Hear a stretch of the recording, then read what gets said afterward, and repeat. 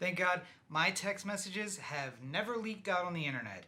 If so, I would be roped into doing some pretty stupid things. This week, we are talking about The Hunt on the Everyman Movie Review.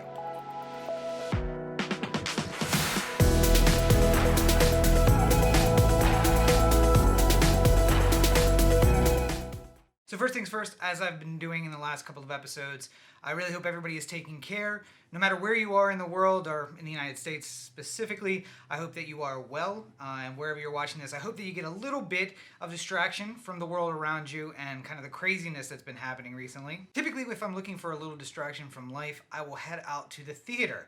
Unfortunately, during this very trying period, this week happened to be the week in which they closed down theaters as well. There's something insidious about pandemic that not only does it interfere with your life, not only does it kind of take up all of your bandwidth, but it also interferes with the things that might distract us from that. And that's really terrible. But luckily, I think the movie theaters are responding. Well, at least the movie providers are responding, because they're putting out a lot of the films which we might have gone and seen in theaters to streaming early. And this week's movie is no exception. The Hunt was the talk of the town, that town of course being Los Angeles, back in the fall when it was first about to debut. There was a lot of discussion about The Purge and how this movie was very similar to it and how it was going to be super controversial. It was so controversial, in fact, that the distributor pulled it before it could even hit theaters. And that is saying something about a movie even in 2020. It's funny because a review that you're going to hear in a little while will be Dolomite, and Dolomite is my name. It is about a guy named Rudy Ray Moore, who, after having a pretty strong comedic run with a character named Dolomite that he created, he made a movie and tried to get it in theaters. And you get a little bit of the blue laws that were going on in the United States at the time and how hard it was to get a movie in. But after those laws were rolled back, it's been pretty easy to get a movie in theaters. As long as you don't show too much, mostly sex, but violence as well, you can usually get it in the theater. So it was very surprising that The Hunt wasn't going to be in. And it wasn't the government that was keeping it out, and it wasn't the theater chains that was keeping it out. It was the distributor who pulled it because they didn't want the controversy. Well, The Hunt found yet another distributor, someone who would buy it from their current distributor and put it out. And of course, right about the time it was set to come out, pandemic hits and the theaters closed, so it wasn't going to get the showing that it deserved. But to their credit, the distributor said, you know what? Put it on VOD and let's see how it does. And they got me. I forced everyone who I am quarantined here with to go and watch it. And luckily, it's my typical crew of movie watchers, so we are all used to each other. We would have been there in the theater together anyway. And I basically knew the opinions of everyone who was gonna go see it with me, and if you watch that other review, you probably know how he reacted. But before we get too far into it, let's get the pleasantries out of the way, shall we? The Hunt was directed by Craig Zobel. It was written by Nick Cuse and Damon Lindelof. It's starring Betty Gilpin of Glow fame as Crystal, Hilary Swank as Athena, and that's everybody you really need to know from this film. I'm kidding, of course. Ike Barinholtz is also in this film. Emma Roberts, Ethan Suplee, Wayne Duvall, Reed Birney, Amy Madigan, Kate Nolan, and Glenn Howerton in a fantastic performance as basically me. So if you haven't heard anything about The Hunt, here is the basic plot. We open on a plane, and we're not really sure what happens, but it seems to be a group of fuddy-duddy, yet liberal people discussing fuddy-duddy but liberal topics the way that most of the people I actually know in real life in Hollywood do. When suddenly a gigantic redneck stumbles out of the back of the plane, and he seems very confused, and they seem very confused, and then they, after a little cajoling, stab him in the neck and kill him right there on the plane. And stunning, yes, it took me by surprise, but it was nothing like what was to come. Fortunately, I guess, because that was what I was looking for. Once we get through the credits, now we open on another scene with a bunch of people waking up in a field. They have dog bone gags in their mouth that have been chained shut, so they can't get them out. They can't communicate with each other, and they don't really see everyone. You can only see one or two people kind of near you. As they move out into the field, there is this gigantic crate, and through the first 5 minutes or so of this little period of the movie, they're creeping up on the crate. Should we open it? Should we not? All with eyes and grunts, because obviously they can't talk. Finally, someone does open the crate. A pig runs out, which is super weird, and it's not really explained. fully in the movie. And then they find a bunch of guns in there. And they also find the keys to the muzzles. They unmuzzle themselves. They take the guns. Hey, I wonder what these are for. Bam! Everything hits them, and they are under fire. And the movie really gets off to a running start. Now, the key to this movie is really in the details, and I don't want to spoil too much because obviously it's essentially out in theaters. It's on its first run in VOD. So if you don't want to get the spoilers, now is the time to cut away to the time down below because the spoilers are going to be coming at you right now. So here's the thing.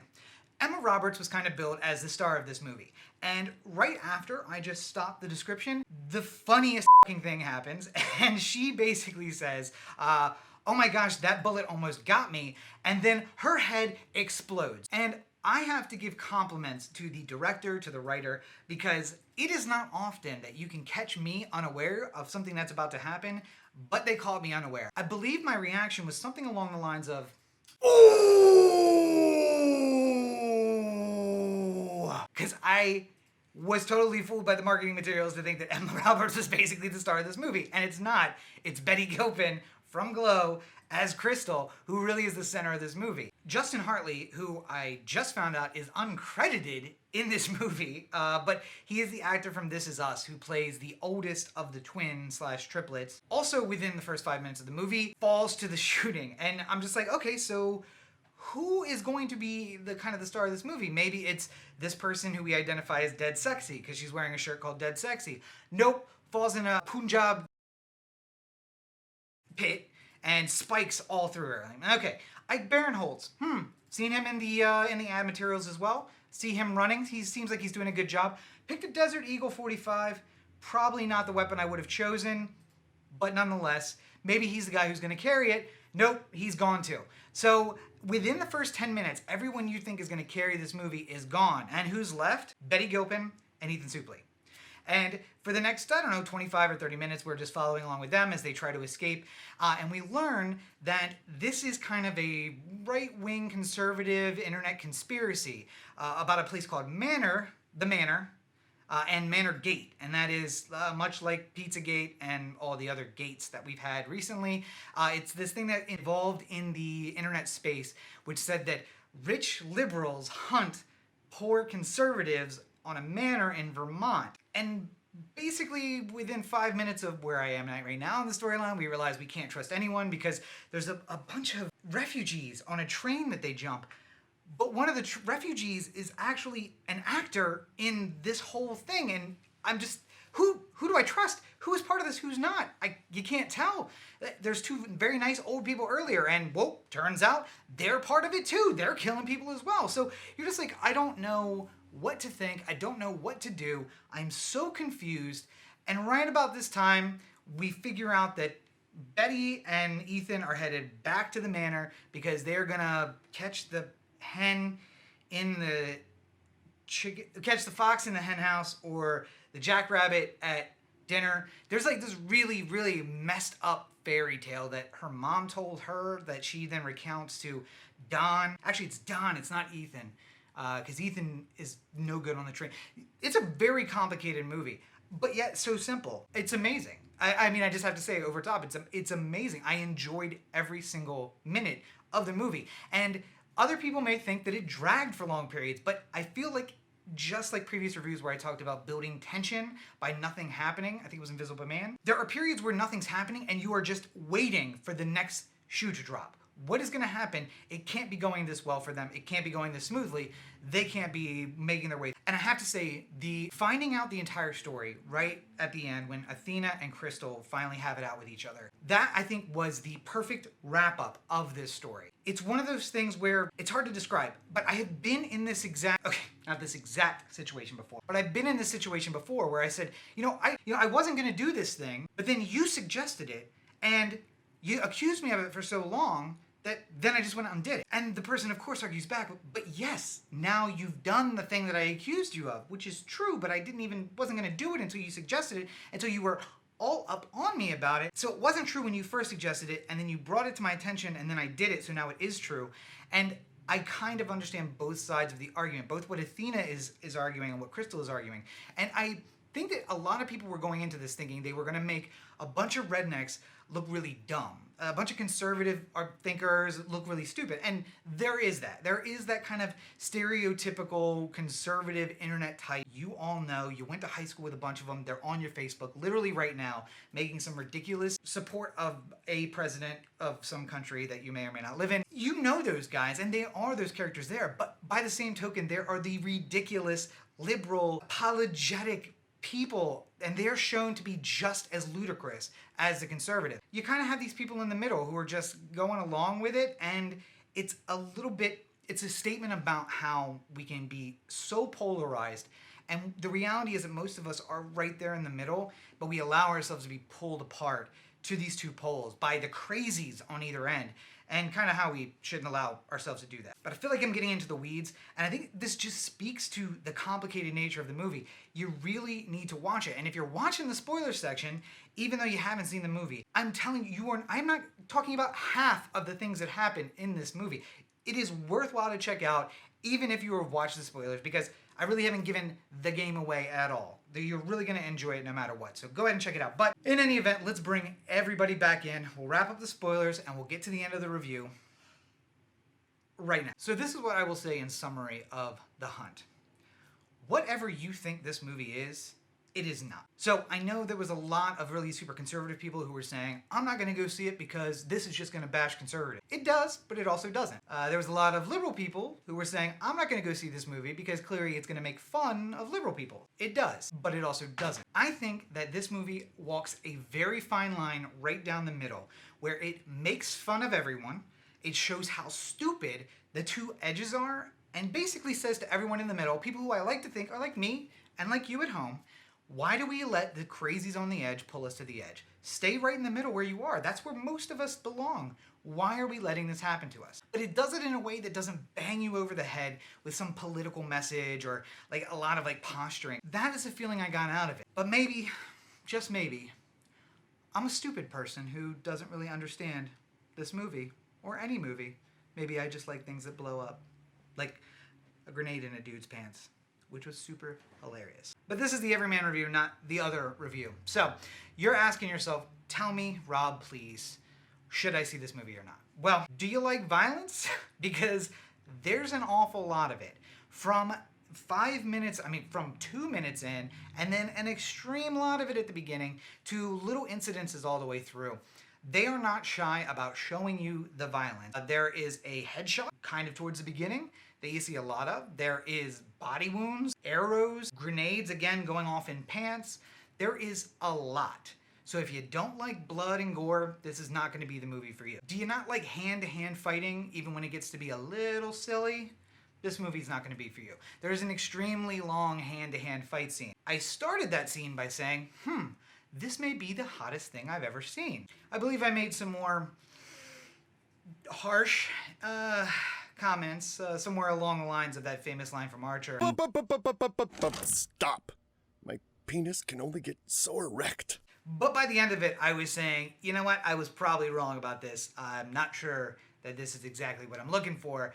Because it kind of got silly, and I think it got silly in a way that was kind of making fun of itself, but also showing the marathon nature of the event that was happening. It was good in how bad it was, if that's something. But overall, other than the blood and the gore and the $20 price tag, because even though it's available on streaming, no matter where you find it, you're gonna have to pay for it. It's in its first run, essentially. It's just like the theater, but 4 people saw it here for $20, a one-time payment of $20 for 48 hours of a rental. So that means essentially we saw it for $5 each. Pack a house with 6 people. Okay, wait, nope.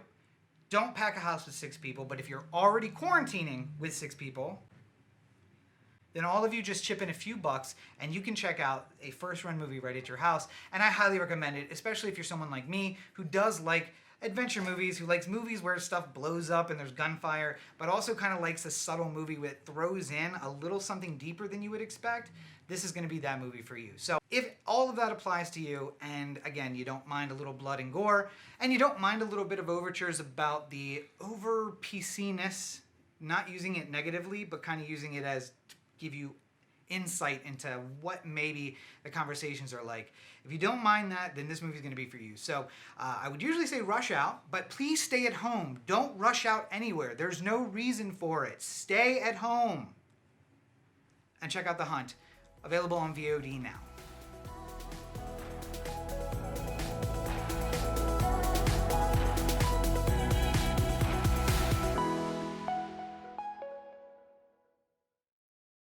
So there you have it, yet another episode of the Everyman Movie Review in the books.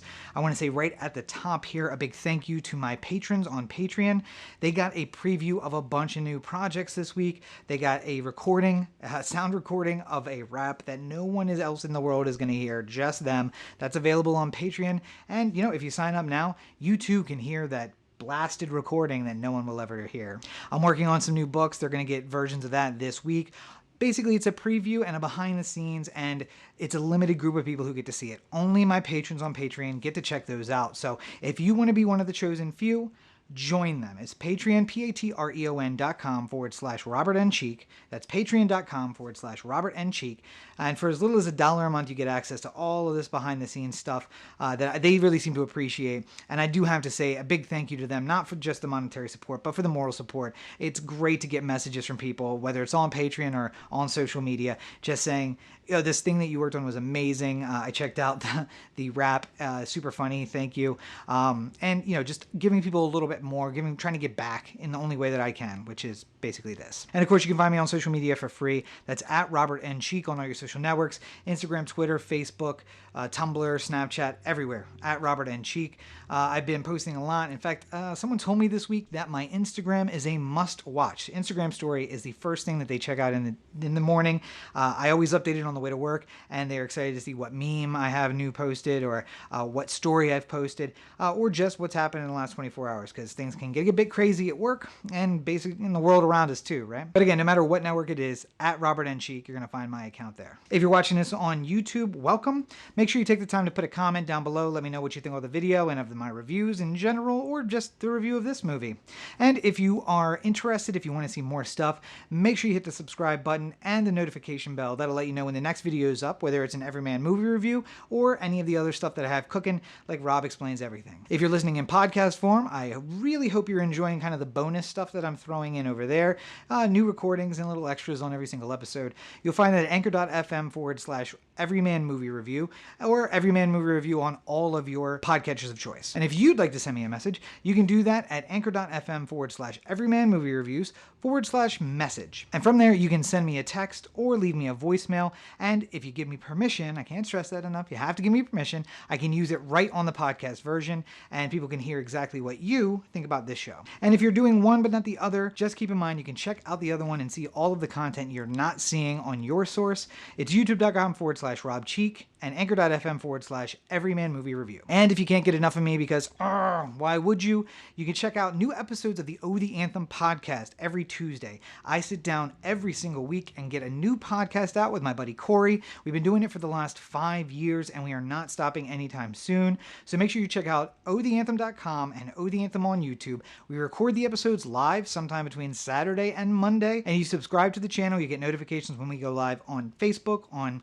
Twitter, on Twitch, or on YouTube. We go live on all 4 platforms at the same time. And then on Tuesday, the new episode will be available everywhere, including on your podcatcher of choice. So thank you guys for hanging out with me for yet another episode. I hope you enjoyed it. Looking to get some merch going. If anybody has anything that they would really like to do, let me know. I'm looking for ideas. And if you have ideas for new projects or new movies, send me a message on social media, on YouTube, on Anchor. Any of those places is a great place to reach me. Or join and become one of my patrons, and then you can send me a message direct. But I hope everybody takes this time to be safe, please. Take care of yourself, take care of each other. The world is in a very serious place right now, and we just want to make sure that everyone makes it through this A-okay. But I hope you found a little bit of entertainment and a little bit of escape in this program, and come back for more. New episodes will be up every single Thursday, and then one day in between, whether or not that's Saturday, Sunday, or Monday. So keep an eye out for the next episode, and until then, stay safe, and have a great week, everybody.